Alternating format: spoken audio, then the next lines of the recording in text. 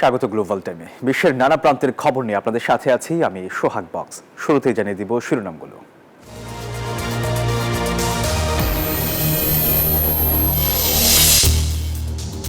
বাংলাদেশ ভারতের রাজনীতিতে million dollar মার্কিন সহায়তা নিয়ে তোলপাড়, পাল্টাপাল্টি দোষারোপ বিজেপি কংগ্রেসের, দিল্লির তদন্ত শুরু। আরও ইসরায়েলি জিম্মি মুক্তির মধ্য দিয়ে গাজায় যুদ্ধবিরতির প্রথম ধাপ শেষে চলছে দ্বিতীয় দফার আলোচনা। প্রিয়জনকে কাছে পেয়ে খুশি স্বজনরা। এবং ইউক্রেন যুদ্ধ বন্ধে ফ্রান্সে যুক্তরাজ্য কিছুই করেনি দাবি ট্রাম্পের। ইউরোপকে এগিয়ে আসার আহ্বান, কিয়েভের সাথে খনিজ চুক্তি নিয়ে আশাবাদ। দেখছিলেন শিরোনামগুলো, এবার বিস্তারিত। রাজনৈতিক পরিমণ্ডল শক্তিশালীকরণের নামে বাংলাদেশকে 29 মিলিয়ন ডলার দিয়েছিল বাইডেন প্রশাসন। এমন মন্তব্য করে নতুন বিতর্ক উস্কে দিলেন মার্কিন প্রেসিডেন্ট ডোনাল্ড ট্রাম্প। শুধু তাই নয়, ভারতে নির্বাচনে ভোটার উপস্থিতি বাড়াতে 21 মিলিয়ন ডলার ব্যয় করেছে যুক্তরাষ্ট্র বলেও মন্তব্য করেন তিনি। আর ট্রাম্পের এমন মন্তব্যের জেরে উত্তাল ভারতের রাজনীতি। এদিকে পুরো বিষয়টি খতিয়ে দেখার কথা জানিয়েছে দেশটির পররাষ্ট্র মন্ত্রণালয়। বাংলাদেশকে 29 মিলিয়ন ডলার সহায়তা দেওয়া নিয়ে মুখ খুলেছেন মার্কিন প্রেসিডেন্ট ডোনাল্ড ট্রাম্প। শুক্রবার দেশটির গভর্নরদের নিয়ে আয়োজিত এক অনুষ্ঠানে ট্রাম্প বলেন, বাংলাদেশের রাজনৈতিক পরিমণ্ডলকে শক্তিশালীকরণে একটি সংস্থার কাছে এই সহায়তা গেছে, যেটির নাম কেউ কোনোদিন শুনেনি। তারা চেক পেয়েছে। আপনারা ভাবতে পারেন, আপনার ছোট ছোট সংস্থা আছে, আপনি এখানে 10,000 পান, ওইখানে 10,000 পান। আমরা যুক্তরাষ্ট্রের সরকার থেকে 29 মিলিয়ন ডলার পেয়েছি বাংলাদেশকে দেওয়ার জন্য। আমি মনে করি তারা খুবই ধনী। কয়েকদিন পর মহান ব্যক্তি হওয়ার জন্য বড় কোনো ম্যাগাজিনে তাদের ছবি প্রকাশ হবে। শুধু বাংলাদেশ নয়, আলোচনায় ভারত। লোকসভা নির্বাচনে ভোটার উপস্থিতি বাড়াতে ভারতকে 21 মিলিয়ন ডলার সহায়তা দিয়েছিল বাইডেন প্রশাসন। ট্রাম্পের এমন মন্তব্যে শোরগোল চলছে ভারতের রাজনীতিতে। একে অপরকে দুষছে কংগ্রেস এবং বিজেপি। অবশেষে এই বিষয় নিয়ে মুখ খুলেছে ভারতের পররাষ্ট্র মন্ত্রণালয়। শুক্রবার এই ঘটনায় গভীর উদ্বেগ জানানো হয়। We have seen information that has been put out by the US administration regarding certain USAID activities and funding. Congress এই অভিযোগ অস্বীকার করেছে। তারা ট্রাম্পের বক্তব্যকে অর্থহীন বলছে। অবশ্য ট্রাম্পের বক্তব্যের পক্ষে এখন পর্যন্ত কোনো প্রমাণ দেয়নি যুক্তরাষ্ট্র। মাসুদ রানা, নিউজ 24। ইউক্রেন যুদ্ধ বন্ধে ফরাসি প্রেসিডেন্ট ইমানুয়েল ম্যাক্রো এবং ব্রিটিশ প্রধানমন্ত্রী কিয়ার স্টারমার কিছুই করেননি বলে মন্তব্য করেছেন মার্কিন প্রেসিডেন্ট ডোনাল্ড ট্রাম্প। ট্রাম্প আরও বলেন, শান্তি প্রতিষ্ঠার ক্ষেত্রে আলোচনায় ইউক্রেন প্রেসিডেন্ট ভলোদিমির জেলেনস্কি কোনো ভূমিকা নেই। সুতরাং শান্তি আলোচনার বৈঠকে তার উপস্থিতি গুরুত্বপূর্ণ নয়। এদিকে ইউক্রেনের খনিজ সম্পদ মার্কিন বিনিয়োগের জন্য উন্মুক্ত বলে জানিয়েছে কিয়েভ। তবে তার জন্য ইউক্রেনের অর্থনৈতিক সুবিধা ও নিরাপত্তা নিশ্চিত করতে হবে ট্রাম্প প্রশাসনকে। মার্কিন মসনদে অভিষেকের পর থেকেই ইউক্রেন রাশিয়া সংঘাত বন্ধে তৎপর ডোনাল্ড ট্রাম্প। বাইডেন প্রশাসনের আমলে ইউক্রেনকে দেওয়া সামরিক ও আর্থিক সহায়তাকে অযথা অনুদান বলে আখ্যা দিয়ে সব সহযোগিতা বন্ধের কথাও বলেছেন তিনি। এদিকে ইউক্রেন যুদ্ধ শেষ করতে কিছুই করেননি ফরাসি প্রেসিডেন্ট ইমানুয়েল ম্যাক্রো ও ব্রিটিশ প্রধানমন্ত্রী কিয়ার স্টারমার, এমন অভিযোগ তুলেছেন ট্রাম্প। শুক্রবার গণমাধ্যমকে দেয়া সাক্ষাৎকারে তিনি বলেন, শান্তি প্রতিষ্ঠা আলোচনায় ইউক্রেনের প্রেসিডেন্ট জেলেনস্কির কোনো গুরুত্বপূর্ণ ভূমিকা নেই। হোয়াইট হাউসে ম্যাক্রো ও স্টারমার সফরের আগে তাদের বিরুদ্ধে এমন মন্তব্য করেন ট্রাম্প। এদিকে ইউরোপকে শান্তি নিশ্চিত করতে একসঙ্গে কাজ করার আহ্বান জানিয়েছেন ইউক্রেনের প্রেসিডেন্ট জেলেনস্কি। তিনি বলেন, যুদ্ধ বন্ধে ঐক্যবদ্ধ প্রচেষ্টা জরুরি। এ সময় তিনি শান্তি চুক্তি প্রক্রিয়ায় যুক্তরাষ্ট্রের সম্পৃক্ততা প্রয়োজন বলেও উল্লেখ করেন। এছাড়া জেলেনস্কি প্রশাসনের এক কর্মকর্তা জানিয়েছেন, ইউক্রেনে খনিজ সম্পদ মার্কিন বিনিয়োগের জন্য উন্মুক্ত। তবে কিয়েভের অর্থনৈতিক সুবিধা ও নিরাপত্তা নিশ্চিত করতে হবে ট্রাম্প প্রশাসনকে। এ বিষয়ে জেলেনস্কিও একমত। ট্রাম্প বলেছেন, ইউক্রেনের জন্য ব্যয় করা অর্থ ফেরত পেতে খনিজ সম্পদের চুক্তি হওয়া জরুরি। শিগগিরই এ বিষয়ে চুক্তি হতে পারে। চন্দ্রা, নিউজ 24। যুক্তরাষ্ট্রের সর্বোচ্চ সামরিক কর্মকর্তাকে বরখাস্ত করলেন মার্কিন প্রেসিডেন্ট ডোনাল্ড ট্রাম্প। এছাড়াও দেশটির নৌবাহিনীর প্রধান অ্যাডমিরাল, বিমান বাহিনীর উপপ্রধানকেও সরিয়ে দেওয়ার ঘোষণা দেওয়া হয়েছে। শুক্রবার সামাজিক যোগাযোগ মাধ্যমে দেয়া এক পোস্টে এই কথা জানান মার্কিন প্রেসিডেন্ট। এদিকে ট্রাম্পের এমন কর্মকাণ্ডে আন্তর্জাতিক মহলে চলছে আলোচনা। Like we have in New York. Hello. মসনদে বসেই ঘোষণা অনুযায়ী প্রশাসন ঢেলে সাজাচ্ছেন মার্কিন প্রেসিডেন্ট ডোনাল্ড ট্রাম্প। এই ধারাবাহিকতায় সশস্ত্র বাহিনীর শীর্ষ পদে বড় ধরনের পরিবর্তন আনলেন তিনি। You better comply because otherwise you're not. এবার সশস্ত্র বাহিনীর প্রধান chairman of joint chief of staff general Charles Q ব্রাউনকে বরখাস্ত করলেন ট্রাম্প প্রশাসন। এর জায়গায় বিমান বাহিনীর অবসরপ্রাপ্ত লেফটেন্যান্ট জেনারেল জন ডান কেইনকে দায়িত্ব দেওয়া হয়েছে। যুক্তরাষ্ট্র সময় শুক্রবার সামাজিক যোগাযোগ মাধ্যমে এক পোস্টে ব্রাউনকে অসাধারণ নেতা হিসেবে উল্লেখ করেন তিনি। সেই সঙ্গে সামরিক বাহিনীর আরও কিছু কর্মকর্তাকে বরখাস্তের ইঙ্গিতও দিয়েছেন ট্রাম্প। এই বিষয়ে প্রতিরক্ষা মন্ত্রীকে নির্দেশনা দেওয়া হয়েছে বলেও জানানো হয়। এর মধ্যে নৌবাহিনীর প্রধান অ্যাডমিরাল লিসা ফ্রাঙ্কচেট্টি ও বিমান বাহিনীর উপপ্রধান জেনারেল জেমস স্লিফ রয়েছে। তথ্য বলছে লিসা যুক্তরাষ্ট্রের ইতিহাসে প্রথম জয়েন্ট চিফ অফ স্টাফ। 2024 সালে ট্রাম্পের প্রতিরক্ষা মন্ত্রী এই সামরিক কর্মকর্তার সমালোচনা করেছিলেন।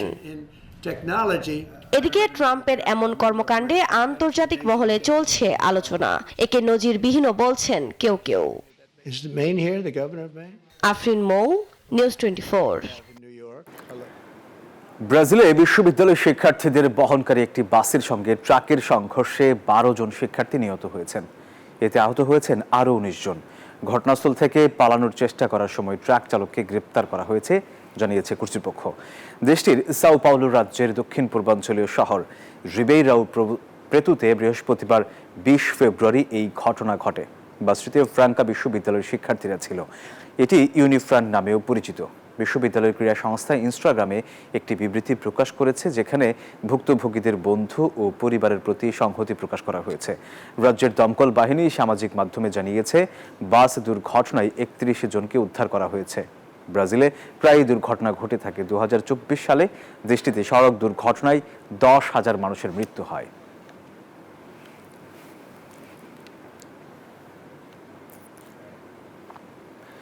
এয়ারবাস চলতি বছর 820টি উড়োজাহাজ তৈরির লক্ষ্যমাত্রা নির্ধারণ করেছে।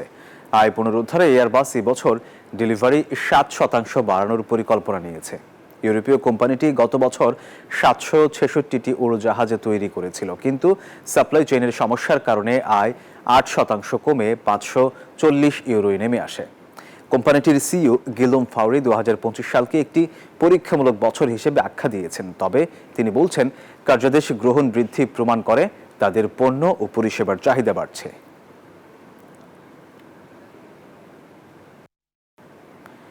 গ্লোবাল টাইমে সময় হলো একটা বিরতির, সাথেই থাকুন। আবারও স্বাগত গ্লোবাল টাইমে। অভিবাসন বিতর্ক, মুদ্রাস্ফীতি, রাজনৈতিক অস্থিরতার মধ্যেই জার্মানিতে জাতীয় নির্বাচন কাল। এবার দেশটিতে মোট ভোট দিতে পারবেন প্রায় 5,92,00,000 ভোটার। আর নির্বাচনে 630টি সিটের জন্য লড়বে 29 রাজনৈতিক দলের 4,506 জন প্রার্থী। তবে উদারপন্থী রাজনৈতিক দলগুলো ভোট বেশি পাবে বলে আশাবাদী প্রবাসী ও অভিবাসীরা। জার্মানি থেকে অনামিকা বড়ুয়ার পাঠানো তথ্যচিত্রে ডেস্ক রিপোর্ট। ইউরোপের শক্তিশালী দেশ জার্মানি বেশ কিছুদিন ধরেই অর্থনৈতিক সমস্যা, মুদ্রাস্ফীতি, রাজনৈতিক অস্থিরতা, জলবায়ু নীতি ও অভিবাসন বিতর্ক সহ নানা ইস্যুতে জর্জরিত। এর মধ্যেই রবিবার দেশটিতে জাতীয় নির্বাচন। সকাল 8টা থেকে সন্ধ্যা 7টা পর্যন্ত নিজ পছন্দের প্রার্থীকে জয়ী করতে ভোট দিতে পারবেন ভোটাররা। তথ্য বলছে, এবারের নির্বাচনে 630টি সিটের জন্য লড়বে 29টি রাজনৈতিক দলের 4,506 জন প্রার্থী। আর মোট ভোটার রয়েছে প্রায় 5,92,00,000। নির্বাচনের প্রায় 2 সপ্তাহ আগে থেকেই এবং সর্বশেষ নানা জরিপে দেখা যাচ্ছে, প্রথমে রয়েছে খ্রিস্টান গণতান্ত্রিক ইউনিয়ন দল, এর পরপরই কট্টরবাদী জার্মানির জন্য বিকল্প দলটির অবস্থান। তবে করোনা পরবর্তী সময়ে নানা ইস্যুতেই জনপ্রিয়তা হারিয়েছে জার্মানির বর্তমান চ্যান্সেলর ওলাফ শলজ এবং তার জোট সরকার। এবার উদারপন্থী রাজনৈতিক দলগুলো ক্ষমতায় আসবে বলে আশাবাদী অভিবাসীরা। তবে রক্ষণশীল দলগুলো ক্ষমতায় এলে অভিবাসন নীতি কি হবে তা নিয়ে দুশ্চিন্তায় প্রবাসী বাংলাদেশিরাও। জার্মানি একটি মানবাধিকারের দেশ। সেখানে পৃথিবীতে অনেক জায়গায় যুদ্ধ চলতেছে। যুদ্ধে যারা ক্ষতিগ্রস্ত হয়েছে তারা যদি ইউরোপে আসে এবং জার্মানিতে আসে, তাদেরকে যেন সুযোগ সুবিধা করে দেওয়া হয়। সব অধিবাসী তো অপরাধী না, গুটি সিরিয়ান আফগানিস্তানের যে অপরাধ করেছে সেটা দায়ভার তো আমরা নিতে পারি না। বর্তমান নির্বাচনে কোনো কারণে ডানপন্থী বা উগ্রপন্থী কোনো দল ক্ষমতায় আসে তাহলে হয়তো আর এই সুযোগ থাকবে না। তবে তারপরেও আমরা বিশ্বাস করি যে জার্মানি তার দীর্ঘদিনের ধারাবাহিকতা বজায় রেখে উদারপন্থী বা মধ্যপন্থী কোনো দল ক্ষমতায় আসবে। যদিও জরিপ বলছে এবারের নির্বাচনেও কোনো রাজনৈতিক দল একক সংখ্যাগরিষ্ঠতা পাবে না। গেলবারের মতোই 3 বা 2 দলের সমন্বয়ে জোট সরকার গঠন হতে পারে। Desk report, news 24।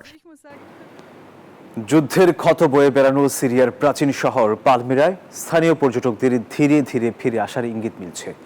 একসময় ঐতিহাসিকভাবে সমৃদ্ধ স্থানটি অনন্য নিদর্শন হিসেবে আবারও পর্যটকদের আকর্ষণের কেন্দ্রবিন্দু হয়ে উঠতে পারে বলেন সংরক্ষণবিদরা। তাদের মতে দেশের সংগ্রামরত অর্থনীতিতে অত্যন্ত প্রয়োজনীয় উন্নতি করতে পারে। এরই মধ্যে কিছু পর্যটক দল ঐতিহাসিক স্থানগুলো ঘুরে দেখার আগ্রহ দেখিয়েছেন বলে জানা যায়। ইউনেস্কোর ওয়ার্ল্ড হেরিটেজ তালিকাভুক্ত রয়েছে পালমিরা। সিরিয়ায় 6টি ইউনেস্কো বিশ্ব ঐতিহ্যবাহী স্থানের মধ্যে একটি পালমিরা ছিল রোমান এবং পার্থিয়ান সাম্রাজ্যকে এশিয়ার সাথে সংযুক্তকারী একটি গুরুত্বপূর্ণ সিল্ক রোড মরুভূমির কেন্দ্রে ছিল।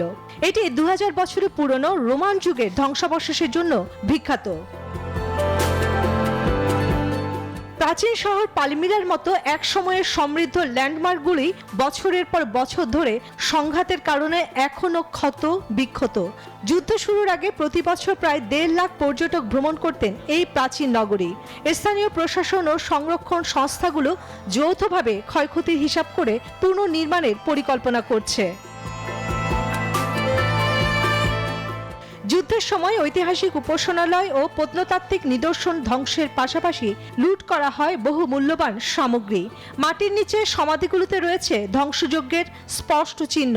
জাদুঘর থেকে বহু প্রাচীন নথি এবং মূর্তি হারিয়ে যাওয়ার পুনরুদ্ধার প্রক্রিয়া আরো জটিল হয়ে পড়েছে। আমরা সমাধিকক্ষে ব্যাপক অবৈধ খননের চিহ্ন পেয়েছি। পালমিরা জাদুঘরটি শোচনীয় অবস্থায় রয়েছে, নথিপত্র প্রকৃতি হারিয়ে গেছে। সিরিয়ার প্রত্নতাত্ত্বিক সম্পদ সংরক্ষণের জন্য সুপরিকল্পিত উদ্যোগ প্রয়োজন বলে মনে করছেন বিশেষজ্ঞরা। ইউনেস্কো জানিয়েছে নিরাপত্তা পরিস্থিতি উন্নতি হলে তারা প্রযুক্তিগত সহায়তা দিতে আগ্রহী হবে। দীর্ঘমেয়াদী পরিকল্পনার জন্য সিরিয়ার অন্তর্বর্তীকালীন প্রশাসনের একটি কৌশলগত রোডম্যাপ তৈরির অপেক্ষায় রয়েছে। বিশ্লেষকদের মতে যুদ্ধে ক্ষতিগ্রস্ত এই ঐতিহ্যবাহী পুনরায় সংস্কার হলে সিরিয়ার পর্যটন শিল্প আরও বিকশিত হবে এবং অর্থনীতির চাকার গতি আসবে। চন্দ্রা, নিউজ 24। আর এই ছিল গ্লোবাল টাইমের আয়োজনে। ধন্যবাদ সবাইকে।